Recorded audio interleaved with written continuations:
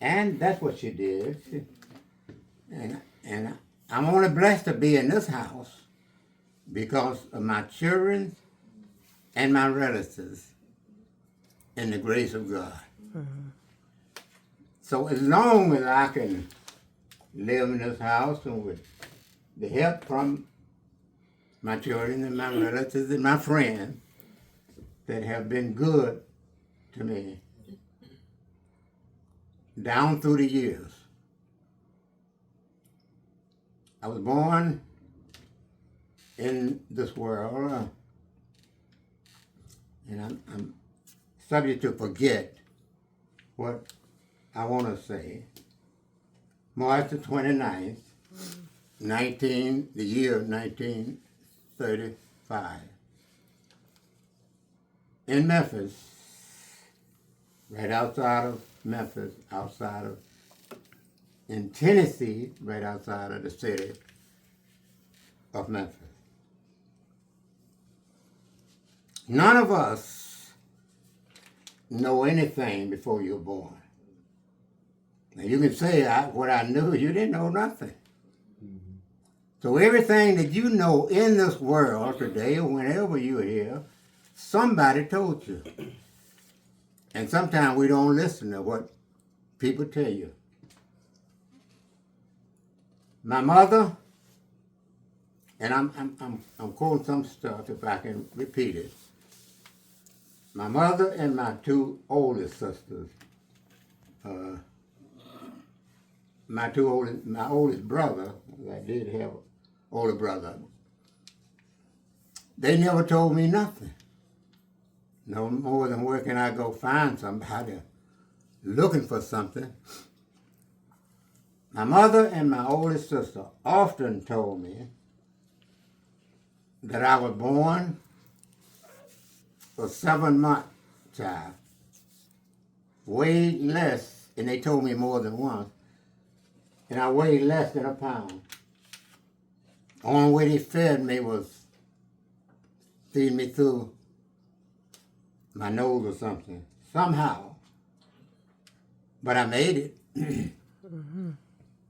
My mother said that, and what they did back then, if you were born like that and I was born by midwife, they would make you something like a little, what am I trying to say, a little hearse or whatever it is they bury you in, a casket or something. They would make you one because they knew, at least they thought, that you wasn't going to live.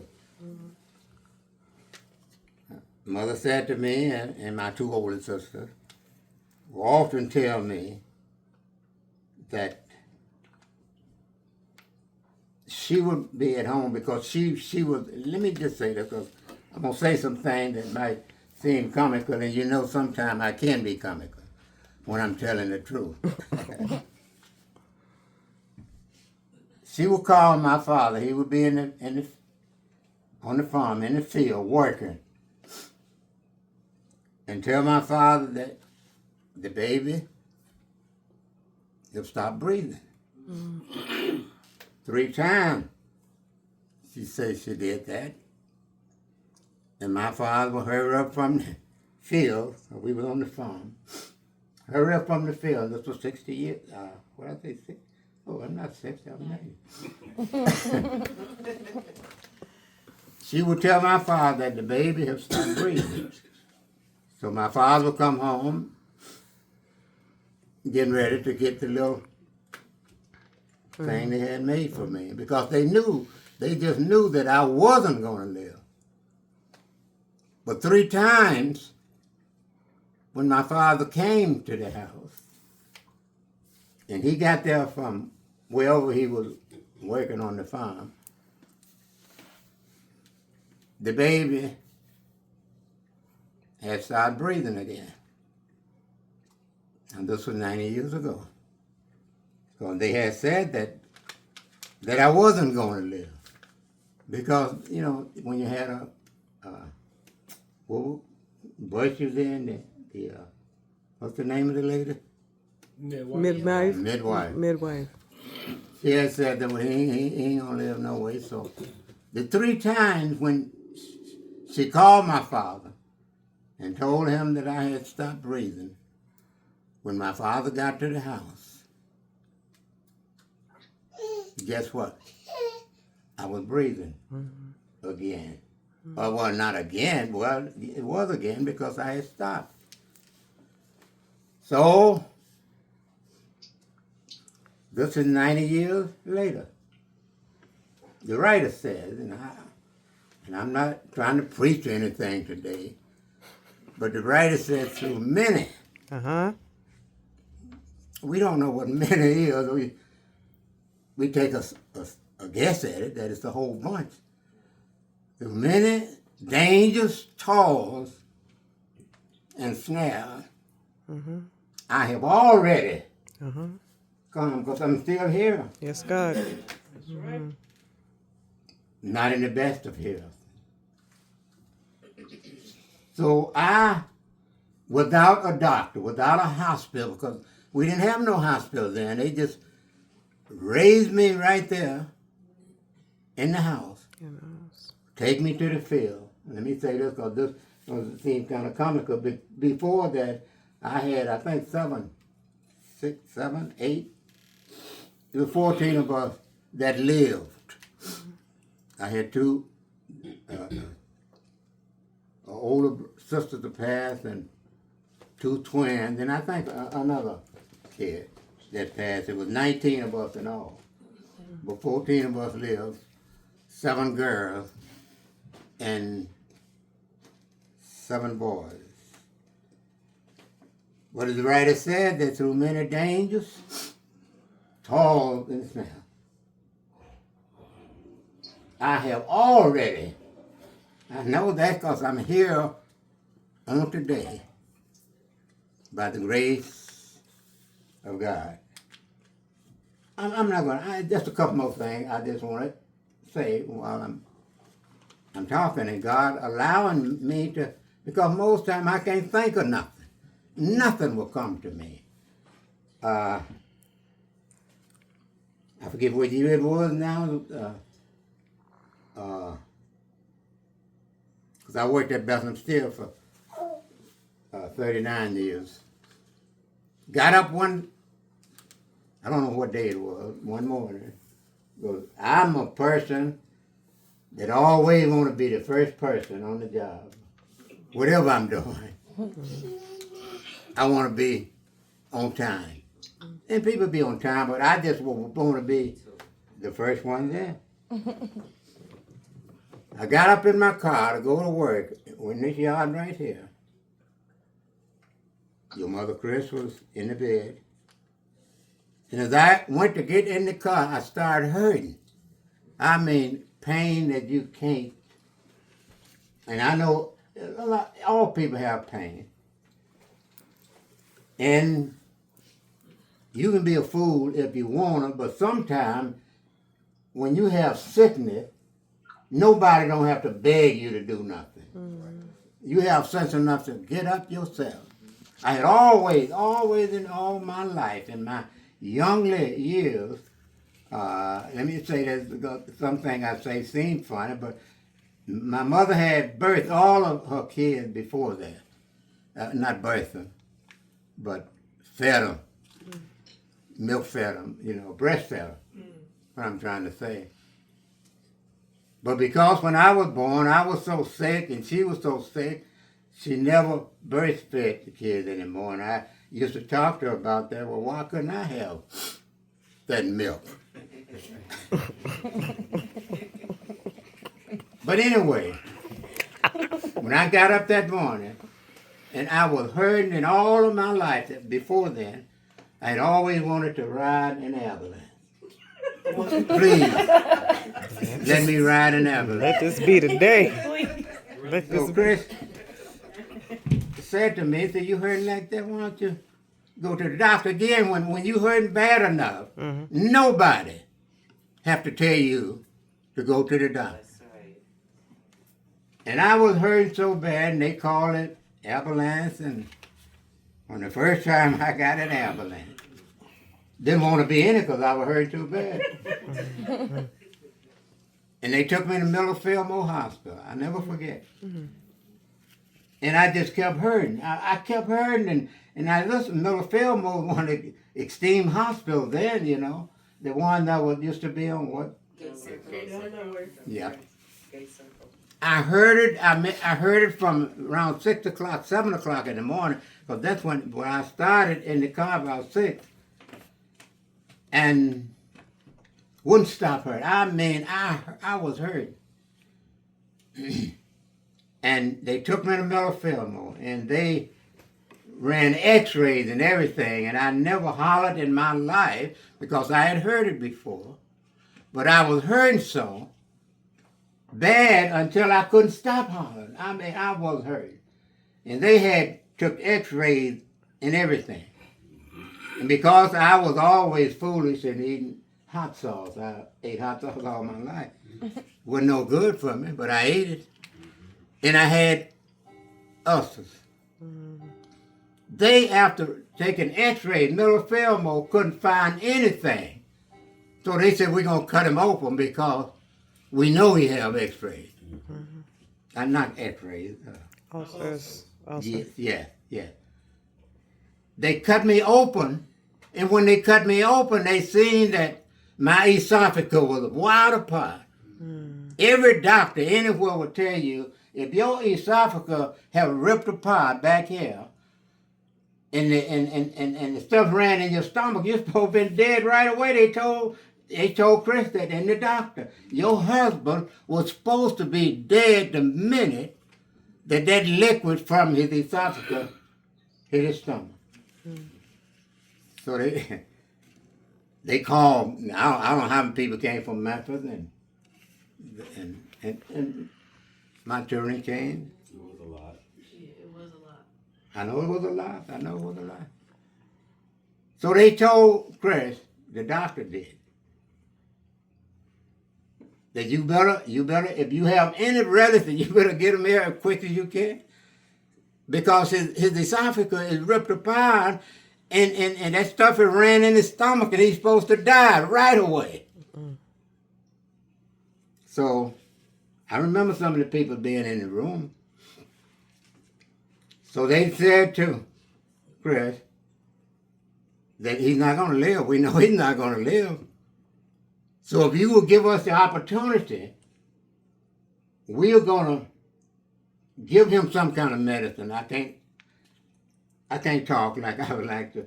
We would give him some medicine that would help him, which is something like what they wanted to do. They wanted to just work on me. She said no, and she asked me if I wanted to take it. No, I don't want to take it. Because I remember my father. That's what the doctor did him. He wouldn't take that medicine they wanted him to take, and they sent him home.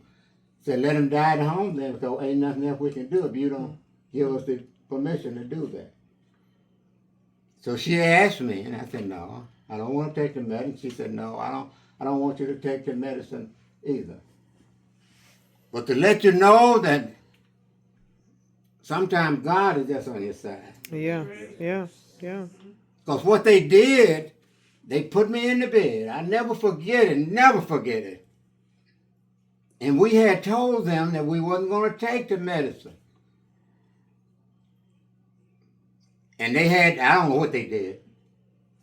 But about 4 o'clock in the morning, 2 doctors came in the room after we had told them that we didn't want it, with long needles. Because they put everybody at the hospital. They put everybody at the hospital.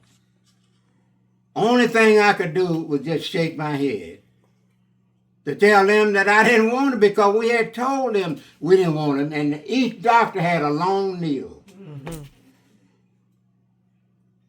And I just shook my head. Finally, one of the doctors said, why don't we just leave him alone? Just leave him alone, because he's fighting too much. And all I could do was shake my head.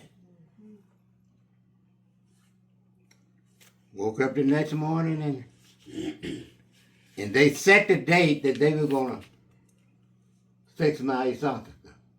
And they had to wait till my stomach got well from them operating on me because of the ulcers. So I don't know what I had to wait a month or something like that. Maybe the kids know, but Pauline came and I laid in the bed and found out what they were saying because 4 other people came in that hospital while I was in there and died because they had esophagus. Died while I was in the hospital. And the reason I'm saying that because I'm still here. Still here. By God's grace. Mm-hmm. And the help of my family and my friends. When they told me that, and Chris told me that 4 people came in the hospital after me with the esophagus. And I was laying there and all of them died. So I'm just saying that I know what have happened to me. I know my what I have today. But I'm not crying. Nope. I'm thanking God. Yes. Thank God. For those who have helped me. Thank you, Lord. And still help me. Because, see, I can be contrary. I have been, like I said, I worked at Bethlehem Steel. Bethlehem Steel for 29 years. I've been at Zion Missionary Baptist Church for 70 years. 70 years. This month. So I've been through a lot of stuff. So I'm not doing nothing for myself, no more than do what I can do and what my kids and my friends and family do. It's just that all the things that I think about when I was at Bethlehem Steel and I got ready to retire. I was the only supervisor that's ever been at that plant that they invited the foremen and the Ivory people. And they all came. Not because what I did is this what gets me now. This why you don't see me jumping up and down and say this because I've been in the churches and been at all programs and things. Yep. President of all of the places that I've been. And people always say that he's this and that. I mean, I have been nothing. If it had not been for them, even now, if it wasn't for my sons and daughters and friends and things, what would I do? Correct. But all of the things that I've been through, and if you go to many churches, somebody know me. Somebody. Yeah. But I didn't do anything. Deacon Billup and all them deacons, old deacons that forced me to be president of Satan Auxiliary. I didn't do nothing because I didn't know how to do anything. But thanks be to God. Thanks be to God. Through many dangers, sorrows, I have already Come. come. Yep. I don't know what many really is, but I know what brought me was grace that brought me safely. That's fine. Thus far. And thank be to God because of you all and God. I'm on my way home. Thank you for giving me the opportunity to say that. So I know where I've been, where I have came from, and how God has brought me. Now, I don't get up, I'm not a preacher, I don't get up saying all that stuff, but I know who brought me safely this far. 90 years. 90. Woo, woo, woo. That deserves a hand clap. And that was the reason that when Chris and I decided on what we were going to do if we passed away. Because he thought nobody in my family, no man in my family ever lived over 70 years. And we just knew that I would be going first. And I said to her that when I'm going to be put in the next one. No, you're not, because I'm going to keep you at home. She did until God took her home. So I'm just thankful today. I could be booing. But I'm thankful for the grace. Yeah. And I'm still here. I'm not well, but I'm here. You're here. I come in this house by myself and cook by myself. I don't have to eat all that highfalutin food. You're right. But thank you for the opportunity to say something Yeah. on my 90th birthday. So anybody that want to speak now, want to say something? And I'm sure my children probably will. You may do it now. You may do it now. I'm just thankful for my father. I'm thankful for everything that he instilled in us. And thankful for the fact that he is still here. And that he's still giving directions. He's not as well as he should be, but he's good. He's well. And he still is able to give directions. He still tells us what he wants to do and what he does not want to do. And he still is capable of